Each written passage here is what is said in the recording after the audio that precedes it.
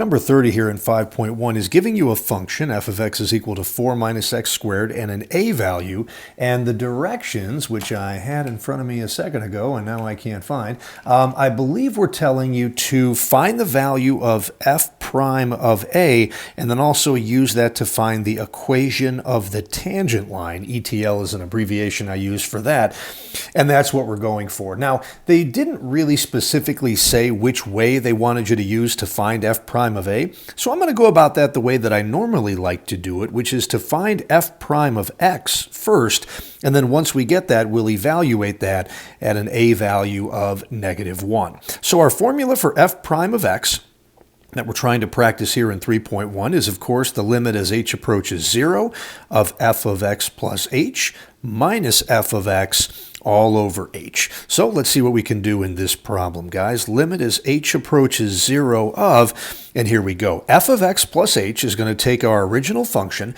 and everywhere it had an x, we're going to replace it with an x plus h. So that is going to be a 4 minus an x plus h quantity squared. Not a bad idea, guys, to put brackets around that. You'll see why in just a second. Minus the original function now, f of x. This is where I like another set of brackets. 4 minus x squared is what we have there, okay, all over h. And the hope would be that the numerator is going to simplify in such a way that eventually that h in the denominator will be able to cancel out. Now, I'm kind of hoping you guys can do a few things in your head right here, that the x plus h quantity squared is going to expand, and we're also then going to be distributing this negative sign into the expansion of the x plus h squared. So we're going to start with a 4, and then this is going to be a minus x squared. Now the middle term would have been a plus 2xh. That now becomes a minus 2xh.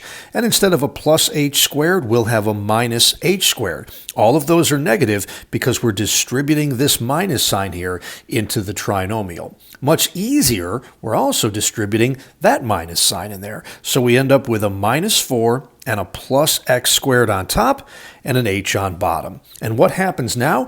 Every term you have in your numerator here, when you're dealing with a polynomial like this, every term in the numerator that doesn't contain an h should cancel out. And sure enough, we have a positive 4 and a negative 4 gone.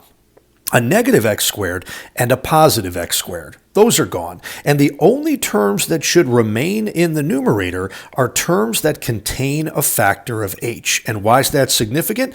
Because now we can factor that h out from what's left in the numerator right here, leaving us with a negative 2x minus an h all over h. And finally now, the h in the denominator, which was the problem all along, cancels with the h in the numerator, and now we can go ahead and take this expression here, negative 2x minus h, and let h actually become 0. So we're left with now a negative 2x minus 0, and of course that just simplifies to a negative 2x, and right there, guys, we have found, let's be careful, f prime of x, our general derivative. Now, we are not done with this problem yet, not at all. We needed to find the value of f prime of a when a is 1. So, humor me for just a second here, everybody. Okay, let's move around here. So, if our a value was -1, we would now need to find f prime of -1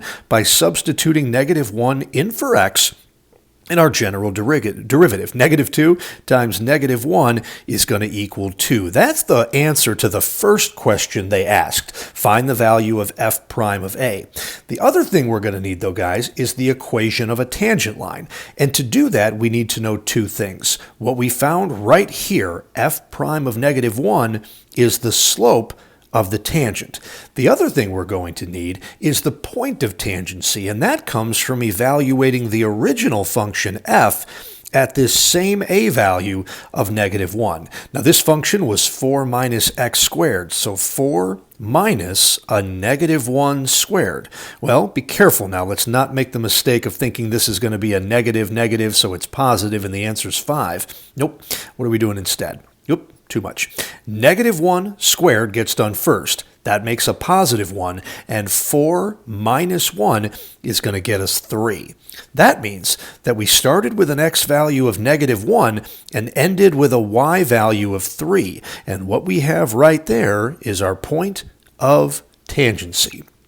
So with this information here, the slope of the tangent, and this information right here, the point of tangency, now it hopefully won't be too hard to come up with the equation of the tangent, which I would begin by going to my favorite here, point-slope form. It's going to be y minus this y coordinate, so y minus 3, equals the slope of our tangent, which is 2, times in parentheses x minus this x coordinate right here. The minus negative 1 makes a plus 1, and now, here we go. Y minus 3, let's distribute that 2 to get a 2x plus 2, and let's add the 3 on the other side and get y is equal to a 2x plus 5, and that's the equation of the tangent line.